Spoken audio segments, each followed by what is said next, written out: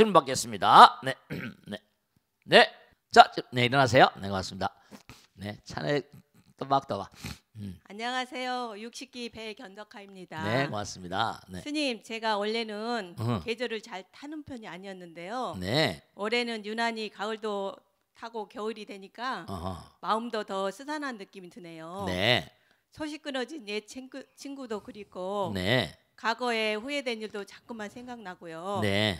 인생이 참 더덥다는 느낌이 자꾸만 드는데요. 네. 스님은 혹시 그럴 때가 없으신지 어. 또 그럴 때는 어떻게 마음을 잡으면 좋을지 여쭙고 싶습니다. 네, 박수로 맞으세요. 고맙습니다. 네, 자, 제가 오늘 재미난 말씀 드릴게요.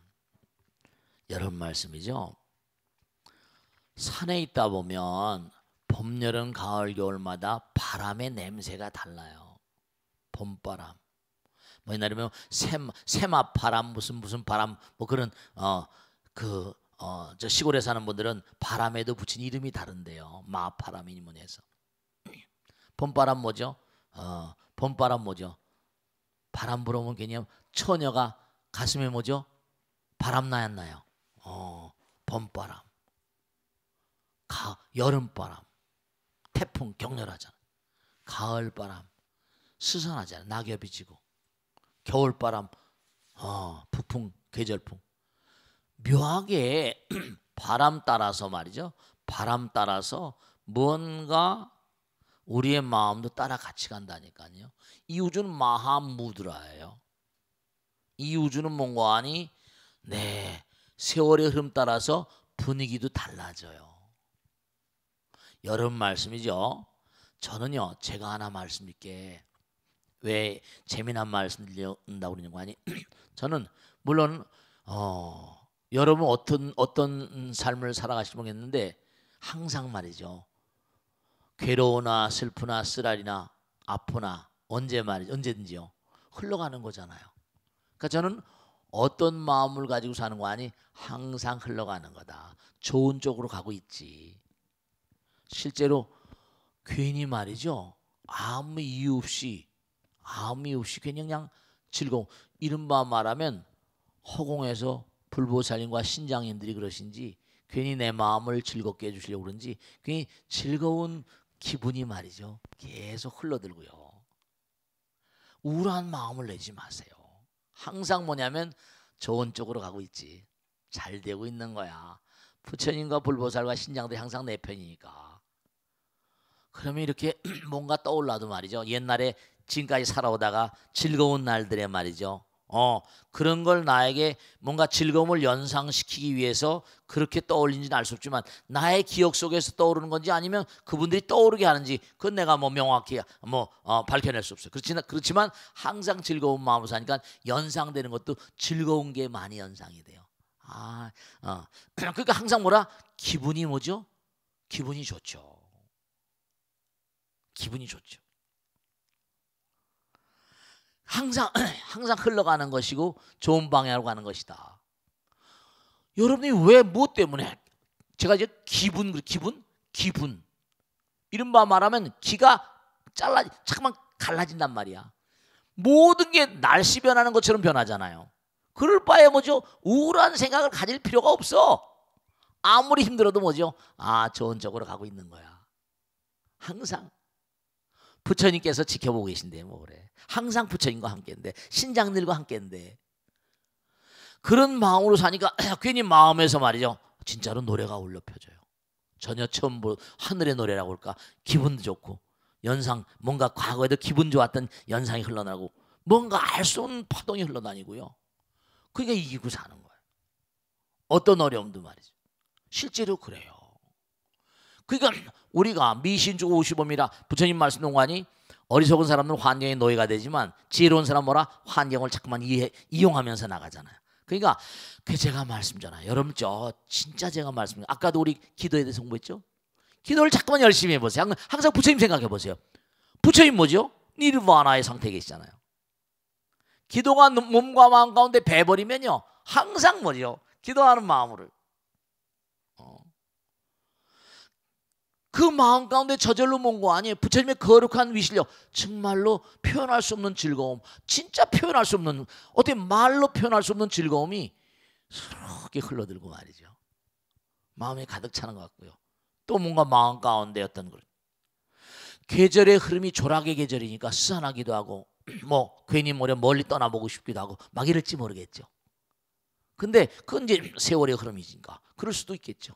뭐 낙엽은 폴란드 망명정부의 집회니 뭐 옛날에 그런 시도 있었잖아요. 그러니까 그럴지 모르겠지만 항상 뭐죠? 네, 항상 마음 가운데는 정말 부처님께서 나와 함께 계시구나. 모든 게 다 좋은 방향으로 갈 거야. 부처님께서 항상 뭐든지 다 우리 모두 중생들, 나를 위해서, 모든 사람을 위해서 다 선물해 주시는데, 부처님께서 나에게 괴로움을 구태여 주실 이유가 뭐냐? 그래, 괴로움이라고 하는 것도 다 업장소멸이니까. 실제 제가 체험하고 사는 걸 말씀. 아까 스님은 또 그런 마음이 없으니까, 물론 저도 가다 보면 어려운 일들 많고 괴로운 일들 많죠. 근데 뭐라? 그래, 이것도 또 흘러가는 거지. 좋은 쪽으로 하고 있는 거야.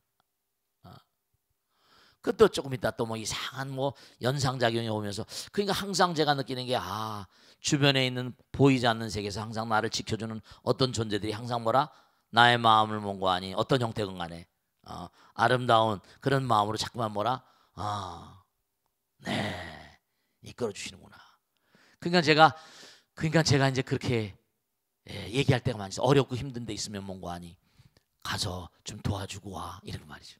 보냅니다. 이렇게 보내. 그럼 실제로 네, 스님 정말로 정말 진짜로 일일이 다 표현할 수 없는 일들이 있어요. 정말 수술 일보 직전 그냥 막 터지기 일보 직전인데 가서 좀 도와줘, 급하단다 뭐 그런 적도 있고 말이죠. 여러 번 있어요.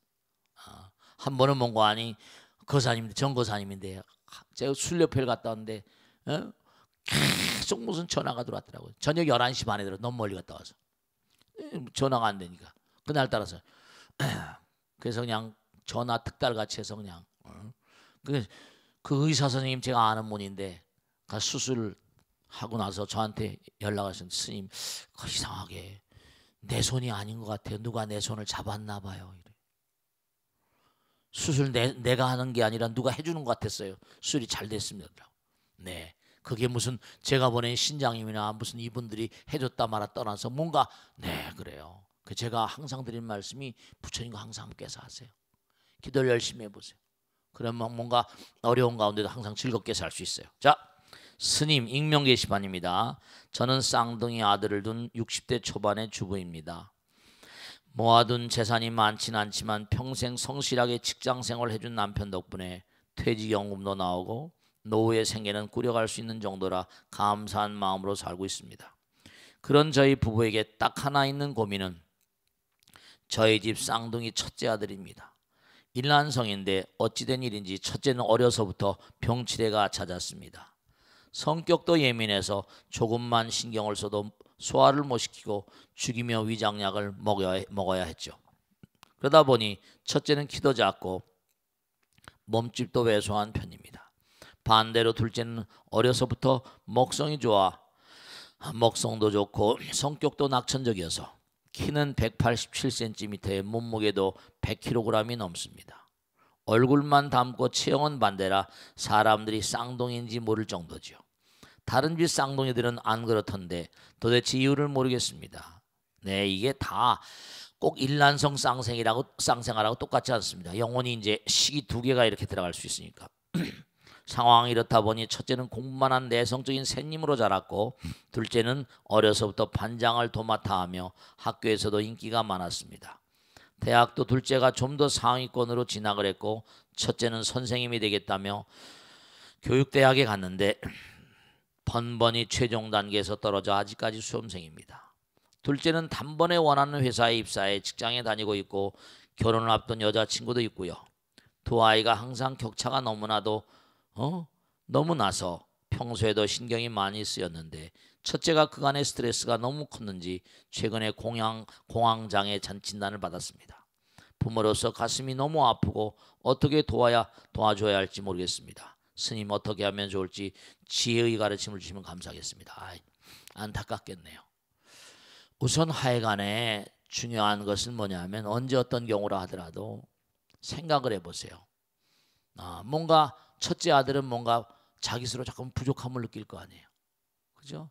여러 가지로 어려서부터 뭔가하니 병치레 많이 했으니까 건강에 대한 자신감도 많이 취약할 것이고 또 신체도 왜소하니까 뭐라 그렇지 않은 사람들보다 또 컴플렉스를 가지고 있을지도 모르겠고요. 거기다 또 뭔가하니 시험에 계속 낙방하니까 여러 가지로 뭔가하니 결핍 감정이 많이 있겠죠. 그러니까 공황장애라는 게 알 수 없는 두려움이 물밀듯이 자꾸 물려오는 겁니다. 방송을 하는 이런 친구들 가운데도 뭐냐면 방송하는 친구들도 그거 말이죠. 프로가 있을 땐 뭐죠? 열심히 나가는데 프로가 끊어지면 뭐라? 황이라 그것도. 근데 좀 더 인기 따라 하니까 뭔가 남을 웃겨야 되는데 웃기지 못하면 되죠. 그게 이제 황 타는 거예요. 그럼 출연을 못하면 어떻게 돼요? 그 사람들은 무슨 뭐 일정하게 나오는 것도 없고 말씀이죠. 그러니까 항상 두려운 거예요. 그 옛날에 뭐 이경규인가? 이경규 요즘에도 인기가 많죠. 그런 친구들 그렇게 인기가 많은데도 뭐라? 공황장애였다는 거예요. 스타들 가운데 언제 뭐라? 나락에 갈지 모르겠다. 이게 전부 다 그 연예인들이 특히 많아. 연예인들이 특히 많고 공황장애. 그러니까 공황장애라는 게 오는 게 특성이 있거든요. 이게 다 뭔가 하여간에 미래에 대한 자신감이 취약하니까 점점 일종의 아까 말씀 상상임처럼 상상력이 말이죠. 너무 불안감이나 두려움으로 치닫다 보니까 그러니까 어떻게 하겠어요? 뭔가 자신감을 준 말이죠. 자신감을 불어넣어 줄 수 있는 천상이건 뭐냐면 그러니까 공황장애를 겪는 사람들을 대체로 보면 종교성이 취약하거나 뭔가 믿음이 취약하거나 자신감이 취약하거나 여러 가지 자기를 내세울 만한 뭐가 확고부동하게 자리하고 있지 않죠. 우리 몸과 마음은 좀 더 피드백이기 때문에 이분이 말이죠. 이분이 지금 여러 가지로 부족감 같은 걸 많이 느끼고 공황장애까지 오고 했는데 우선 우리는 말씀이죠. 중요한 게 하나 있다니까. 내가 나를 모르잖아. 내가 나를 모르는데 넌들 나를 어떻게 알 수 있냐 뭐 이런 노래도 있잖아요. 내가 나를 잘 몰라요. 우선 이런 분들은 뭐냐면 우선 먼저 정말 중요한 게 눈물로 몽고하니 키운 아들 딸들은 절대로 실패하지 않습니다. 제가 언젠가 말씀했죠. 교부 철학의 비조인 어거스틴 얘기를 제가 자주 합니다. 내가 다른 데 다닐 때 어거스틴이었거든요. 근데 어거스틴이 뭐라 16살 때 사생활 났습니다. 망난이었죠 한마디로. 매일 술 마시고. 근데 어느 날 완전히 만취가 돼서 들어왔는데 엄마가 촛불을 켜고 몽고하니 기도를 하고 있는 뒷모습을 보게 된 겁니다. 그러니까 그 모습을 보고 번쩍 정신이 드는 거예요. 어느 순간에. 첫째로 아이들에게 이 아이에게 하는 것보다 어머니가 좀 열심히 왜냐 엄마 아버지의 파동이 있으니까 아이들에게 해봤자 소용이 별로 없을 수 있습니다. 엄마가 이렇게 편지를 보내주셨으니까 60대 뭐 초반이니까 아직 건강하시다고 믿고 엄마가 간절한 마음으로 눈물 속에 정말로 눈물 속에 피는 꽃이 있거든요.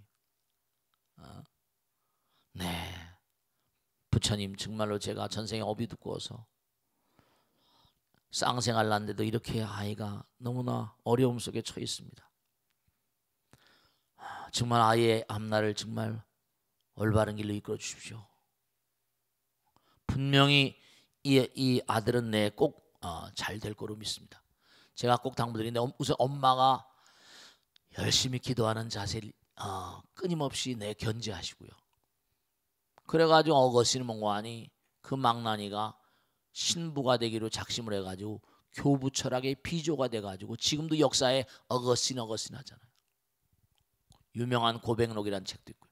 그러니까 신학대전인가 그런 책도 있고. 그러니까 여러분들이 뭐냐면 아까 제가 말씀드렸죠. 눈물 가운데 키운 아이들은 빗나가지 않습니다. 그러니까 간절한 마음으로 엄마가 열심히 기도하시고 하다 보면 그 다음에 기회가 되면 얘야 얘기를 하세요. 네가 스스로 그렇게 고통받아하는 거 엄마가 너무 가슴이 찢어진다. 어렸을 때부터 병약했고, 그러니까 자연이 뭐라 활달하지 못하고, 그러니까 여러 가지로 지금 뒤인데다 또 직장까지 못 얻고 이랬으니까 얼마나 괴롭겠냐. 엄마도 지금까지 살아오면서 뭔가니 기도로 모든 걸 해결했거든. 마음 가운데 한번 말이야. 이 광활한 우주. 그러니까 제가 말씀잖아요. 진짜 중요한 거예요. 아까도요, 명심하세요. 여러분 보세요. 이슬람의 수피즘을 공부했지만 이슬람엔 꼬마들도 어떻게 꼬마들도 배에다가 자살 폭탄을 갖고, 우리 신문에서 많이 봤잖아요. 이슬람의 꼬마들은 배에다 폭탄을 갖고 자살 폭탄 뛰어들어갑니다. 우리나라 애들 그런 애들 봤어요? 그게 좋다 나쁘다 떠나가지고 이슬람이라거나 유대교 애들은 신념화돼 있다니까요. 총을 들고 나가요. 목숨을 아까워하지 않아요. 그러니까 여러분이 아들 딸들을 키울 때 좀 강하게 강인하게 키워야 될 텐데 그게 안 되다 보니까, 그래서 조용히 우리 부처님께 모든 걸 맡기자. 몸과 마음을 다해서. 그러면 마음도 풍요로워집니다. 마음 가운데 자꾸만 부처님 들어오시고, 마음 가운데 자꾸 뭐라 부처님이 함께 하시고, 점점 공황장애 쓰러질 것이고. 그래서 공황장애가 오면 취직하는데도 벌써 얼굴에 표가 나거든요. 사람들 하도 보면, 저 같은 중생도 그런데 입사 시험관들이나 무슨 임용고시나 하다 보면 얼굴에 우울한 기운이, 딱 공황장애 기운이, 그럼요, 표딱지가 다 납니다. 제대로 될 이유가 없죠. 그러니까 우선 기도부터 시키고 인상부터 바꾸고 마음부터 좀 바꿔가야 돼. 그래야지 공부도 제대로 될 것이고 뭔가 길이 닿을 거니까. 아시겠죠, 그죠? 네, 그래서 차근차근 우선 보살님부터 정말 부처님께 간절히 부탁드려 보세요. 그러면 분명히 길이 열릴 겁니다. 아시겠죠? 자, 지금 받겠습니다. 네. 경기도 광주시에 거주하는 헌법사 이연아지입니다. 네, 고맙습니다. 스님 안녕하셨어요? 네. 스님, 주위에 혼자 사는 사람들이 정말 많아졌습니다. 네. 혼자 살면 외롭고 힘이 들 수밖에 없는데도 네. 불구하고 혼자 고집하고 있습니다. 네. 다른 사람을 배려해서 내 생활을 조정하는 것도 싫고, 네. 다른 사람의 어려움을 함께 나누기도 싫다는 이기심이 밑바탕에 깔려 있는 것 같습니다. 그렇습니다. 그런데 내가 다른 사람의 어려움을 나누지 않고 살펴주지 않으면 네. 그도 나를 챙겨주지 않을 겁니다. 그렇지. 그러면 결국 살음에 더 고단해진다고 생각이 듭니다. 네, 그렇습니다. 큰 스님께서는 요즘 홀로 고집하고 생활하는 풍조에 대하여 네. 큰 스님의 고견을 듣고 싶습니다. 아이고, 또랑또랑 잘도 하셨네. 박수로 마세요. 네. 아이고, 참 또랑또랑 잘도 질문하셨네. 네. 연세도 많으신 것 같은데 우리 보선 현법사님 너무 열심히 나오신 분인데, 자, 여러분들 말씀이죠. 제가 하나 꼭 당부드리겠는데, 이런 분들이 계세요. 나는 남하고 어울리기도 싫어. 나는 싫어. 남의 구설에 오르고 싫어. 그런 분들이 거의 가다요. 거의 가다 진짜 돌아가시면 잡귀됩니다. 이렇게 말씀 너무 험악한 얘기 같지만, 이기심, 남하고 어울리고 싶지 않다는 것 자체가 독단이잖아요. 그러면 안 돼요. 우린 본래 하나라고 그러잖아요. 결국 깨달음이란 건 뭐죠? 이기심을 깨치는 게 깨달음이에요. 우린 이기심을 깨뜨리기 위해서 성불의 길을 가는 거니까요. 이기심은 악덕이거든요. 악은 뭐냐? 남보다 나를 더 생각하는 마음이에요. 내가 완전히 녹아지면 남도 없어지잖아요. 하나가 되는 거잖아요. 그러니까 아까 똑같이 질문하신 대로 남하고 무슨 어울리기도 싫어. 이거 전부 다 이기심 때문에 그래요. 이기심이 강한 영혼들은 이 땅을 등지면 혼자 계속 살아왔으니까 돌봐줄 영혼도 없어요. 고혼이라고 그래. 유주고혼, 무주고혼이라고 그러거든요. 그거 다 잡귀들입니다. 유주고혼, 무주고혼이 뭐냐면, 유주는 아들, 딸들이 사바세계 살면서 제사 지낼 사람들이 있는데도 불구하고 이게 뭔가 아니 전혀 뭔가 아니 살아생전에도 고독한 영혼이에요. 무주고는 아무도 없는 거야. 여러분들 있죠. 바다에 사는 생명체들 그 한번 보셨나 모르겠네. 바다에 사는 그 고기들 있잖아요. 이 고기들도 전부 다 뭐죠? 전부 다 수천 마리씩 모여 삽니다. 알을 낳아도 뭐죠? 전부 다 해가지고 수천 마리씩. 왜냐? 그래야지 몽고안이 방어도 되고 막 고독하지 않고 때려 모여 살아요. 알을 낳아도 막 수천 개 수만 개씩 낳잖아요. 네, 그렇습니다. 그렇습니다. 그러니까 뭔가 우리가 본래 사랑이라는 건 뭐죠? 사랑이라는 건 내 마음을 한없이 황홀하게 만들잖아요. 사랑은 하나로 만드는 위대한 힘이에요. 그러니까 혼자 요즘에 혼자 먹는 밥 먹어서 혼밥이라고 혼자 술 마시나 뭐 혼술 이거 별로 좋은 게 아니에요. 혼자 자꾸만 외톨이로 지내고 하다 보면은 어떻게 되는 거 아니? 수명도 오래 가지 않습니다. 수명도 오래 가지 않습니다. 개체가 이른바 말하면 수명 장수라는 건 우리가 얘기하잖아요. 이른바 생각을 한번 해보세요. 이른바 뭔가 아니 영원이란 말은 뭐죠? 우리가 하나가 될 때 상대성의 세계는 항상 얘기하죠. 시간과 공간이 있다 그러잖아요. 그죠? 이제 우리 보살님하고 저하고 사이는 둘이면 여기서 거리가 있고 시간과 공간이 있는데 하나가 돼버리면 시간과 공간이 없어지잖아요. 사랑하면 할수록 뭐라? 하나가 되잖아요. 그러면 그럴수록 시간과 공간을 극복하게 되니까 수명 장수하게 되는 거예요. 외톨이로 자꾸만 지내면 병만 많아져요. 고립심상이 강해져가지고 정신분열이 오고 말이죠. 정신병리 현상도 많이 온다니까요. 그러니까 혼자 뭉치면 살고 뭐라? 흩어지면 죽는다는 얘기가 있는 것처럼 우리는 어렸을 때부터 이걸 아셔야 돼요. 서양과 동양이 왜 우리가 동양이 자꾸만 외우게 일본은 그래도 빨리 서양화됐잖아요. 문물 서양 문물 받아들이고 말이죠. 그런데 이른바 말하면 왜 서양이 저렇게 빨리 뭔가하니 산업혁명을 키면서 동양을 이렇게 이끌고 가는 그런 그 양상이 되는 거 아니? 거긴 1789년 이른바 민주혁명이 불란서 대혁명이라는 게 있었잖아요. 왕하고 왕비목을 다 단둔에 올려서 했잖아요. 그리고 선거제로 했으니까 훨씬 뭐죠? 개인들의 능력이 뭔가 아니 창의적이고 창조적이고 산업혁명이고 막 이렇게 나오잖아요. 인간의 능력을 점점 뭔가 귀중하게 여기고 창의적이고 그러니까 결국 산업혁명을 일으키고 막 이렇게 된 거 아니에요. 동양은 산업혁명이 없었잖아요. 왕이 다 지배하고 서로 죽이고 살리고 뭐 일률적으로 다 말하기는 어려운 얘기입니다만 그러니까 여러분들도 아들 딸들을 말이죠. 아들 딸들을 정말 사회성 있는 인간으로 키워야 돼요. 여러분 자신들도 뭔가 그게 절이 왜 이렇게 다른 건 다 놔두고 절이 왜 이렇게 불교가 기독교나 가톨릭에 밀리는가? 기독교 친구들은 뭐죠? 모이면 전부 다 뭐예요? 전부 다 집사가 있고 권사가 있고 장로가 있고 팀워크가 단단하잖아요. 팀워크가 단단해요. 구역에 입에 딱딱 보고요.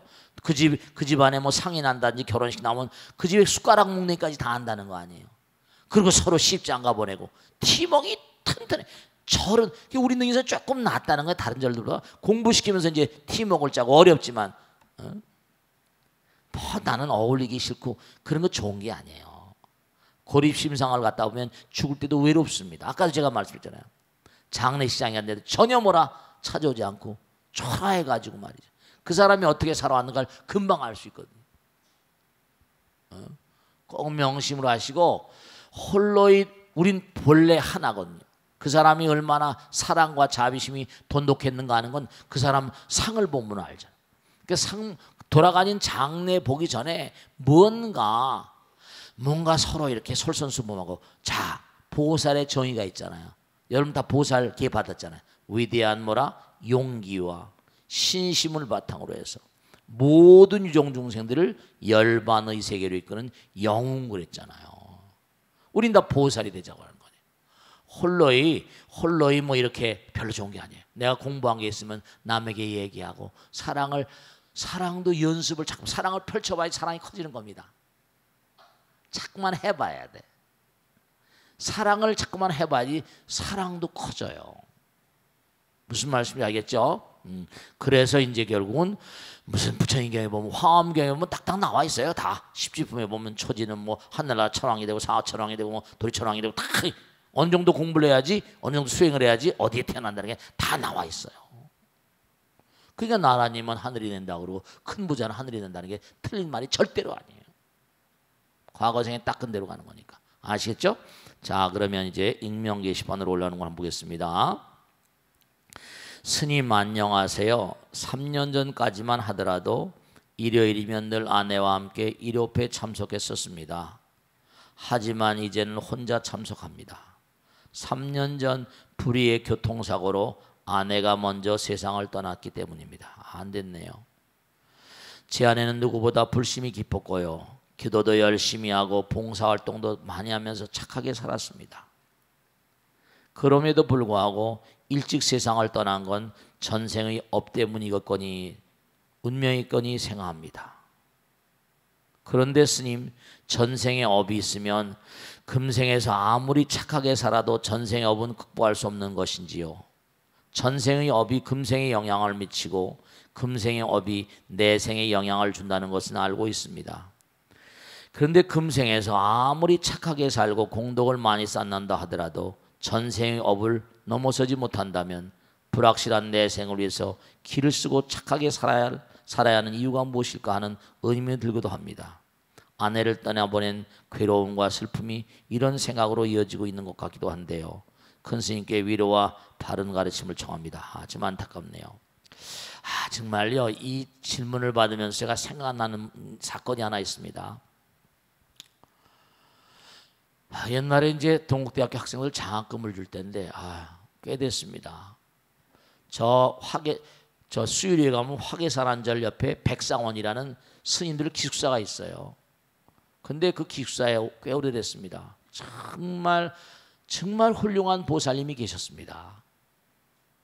이 보살님은 아이들 다 키워놓고요. 이제 너희들은 너희들대로 가라. 난 이제 절에 가서 스님들 공양이나 해대고 스님 뒷바라지 해주고 나는 기도나 하다 죽겠다. 그리고 공양주로 들어오셔가지고 전혀 한 푼도 뭔가하니 보시도 바라지 않으면서요. 아들 딸들이 와가지고 뭔가하니 용돈을 주면 스님들 전부 다 운동화도 사주고 뭐도 필요한 것도 사주고 하여간에 뭐 절에서 뭐 보시 같은 걸 뭐 주고 그러면 전부 다 자기 건 전혀 없는 보살이에요. 하여간에 참 정말 보살 중에 보살이라고 스님들이 다 그랬는데요. 하루는 아들 집에 갔다 오다가 수유리 사거리 우이동 사거리에서 교통사고가 나서 돌아가셨어요. 참 정말 안타깝대요. 그 스님들이 막 뭐라고 그러는 거예요. 부처님도 너무하시다고 말이지. 어떻게 그런 보살을 잡아가냐고 말이에요. 다른 사람도 수도 없이만 잡아가려면 수도 없이만 한대 말이지. 할 말이 없대요. 여러분들 있죠. 물론 미래가 불확실해요. 그러니까 금생에 당하는 거 보니까 보세요. 중요한 게 있습니다. 부처님 말씀에 이렇게 말씀하셨어요. 참 금생에 보세요. 이런 거예요. 중요한 겁니다. 악인도 악행을 많이 하잖아요. 그죠? 악인도 악의 열매가 있기 전에는 복을 받는 수가 있대요. 정말 악질인데 정말 너무 잘 산다 이거예요. 왜냐하면 악인도 악의 열매가 있기 전에는 복을 받는 수가 있는 게 왜냐하면 과거생에 지은 복업이 있어서 그렇다. 이제 과거생에 지은 복을 지금 바꿨잖아요. 그럼 지금 지은 거 뭐라? 내생에 가서 받는 거예요. 이제 또 악의 열매가 이제 그때가 여는 거죠. 아니 생각해 보세요. 내가 상대방에 대해서 좋은 일을 했어요. 그럼 좋은 일 했으면 그 사람이 또 뭔가 아니 언제 나한테 갚으려면 또 시간이 저 앞에 있어야 되잖아요. 근데 이미 과거생에 진 건 내가 받아야 되니까 이미 익었으니까 선인도 선의 열매가 있기 전에는 재앙을 받는 수가 있대요. 그 친구는 정말로 뭔고 아니. 그러니까 이분 말씀대로 불확실한 내생을 위해서 길을 쓰고 착하게 사는 이유는 뭐냐? 그래야지 뭔고 아니 내 생이라도 금생보다 뭐라 낫지. 왜냐? 우린 절대로 죽어도 뭐라 죽는 존재가 아니잖아요. 내가 수도 없이 얘기하는 게 있잖아요. 물질은 파동이다. 에너지도 파동이다. 에너지는 물질이다. 다 했죠? 했어요 안 했어요? 에너지는 뭐라? 물질이다. 그럼 뭐라? 에너지는 영원하다. 에너지가 영원하다는 게 에너지 항존의 법칙이라고 했잖아요. 그죠? 그러면 뭐냐면 일체가 유심조다. 일체는 모두가 마음이 만들었다. 마음은 뭐라? 불생불멸이잖아요. 에너지가 불생불멸이니까 일체가 유심조. 마음은 뭐라? 부처님이 영원한 존재니까. 그러니까 결국 이 우주가 마음이기 때문에 영원하다는 걸 항상 말씀하잖아요. 껍데기를 뒤집어 쓰고 있을 뿐이지 우리는 영원을 가는 존재입니다. 영원은 그 자체고, 그러니까 우리 몸과 마음 가운데 부처님이 계시다는 거예요. 그러니까 우리가 아까도 말씀드렸듯이 이 땅에 와서 당하는 건 전부 다 뭔가 아니 전생에 잘못한 것에 대한 뭐라 응보의 형태니까 너무 안타깝고 아내가 돌아가시고 했지만 이제 조금만 참으시면 다시 만나게 돼요. 정말입니다. 저승에 가면 지금도 안타깝고 그러시지만 이 아내가 주변에 항상 함께 계시다고 생각하고 너무 서글퍼하지 마세요. 이 거사님이 너무 서글퍼하시면 아내도 서글퍼지는 거예요. 정말로 우린 죽어도 죽는 게 아니기 때문에 거사님 너무 외로워하지 마시고 허공에서 지금 뭔가 하니 아내가 지금 계속해서 건강하시기를 자꾸만 발언하고 그럽니다. 아시겠죠? 네, 다시 또 만나게 되시니까 뭐 슬픈 마음 다 거두시고 열심히 정진하세요. 아시겠죠? 감사합니다. 네, 됐습니다. 네.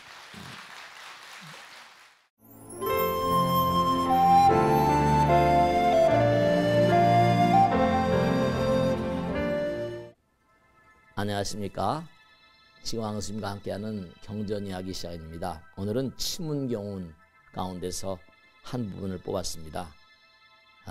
이 치문이라는 내용은 말씀이죠. 이 삭발염이 우리 스님들이 공부하는 강원에서 공부하는 교재입니다.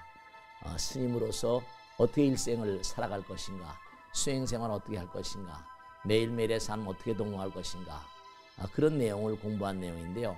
또 신도들에게도 아주 유익한 내용들이 많습니다. 한번 보겠습니다. 하루에 한 가지씩 작은 선행을 배우고 실천한다면 한 달이면 30여 가지의 선행을 짓고 한 해면 360여 가지의 선행을 짓는 것이니 어리석은 이가 영원히 소인으로 살아가는 것은 배우고 실천하지 않기 때문이니라. 산에 오르면 그 높음을 배우고 물가에 가면 그 맑음을 배우며 돌에 앉으면 그 견고함을 배우고 소나무를 보면 그 절개를 배우라. 비록 10,000가지 악을 지녔다 하더라도 반드시 한 가지 선은 있을 것이니 한 가지 선을 스승으로 삼아 그것을 배운다면 그 누가 옳지 않다 하겠는가. 남보다 나를 더 생각하면 그건 이기적인 마음이니까 악이라고 말합니다. 이 악은 항상 뭐죠? 어디서 나오는 거 아니 탐진치 삼독심에서 나오기 때문에 악은 독이라고 그러지 않습니까? 선은 뭐죠? 네, 선은 신령스러운 힘을 기릅니다. 선신이라고 말하기도 하죠. 그래서 부처님 말씀에도 이른바 말하면 선이라고 하는 건 부처가 되는 지름길이라고 했거든요. 그러니까 우리가 항상 선행을 끊임없이 하루하루 실천해 나가면 나도 모르는 사이에 습관적이 돼서 크나큰 그런 공덕의 텃밭이 된다는 걸 잊지 마시고 매일매일 실천에 정성을 다하시길 당부드립니다. 감사합니다.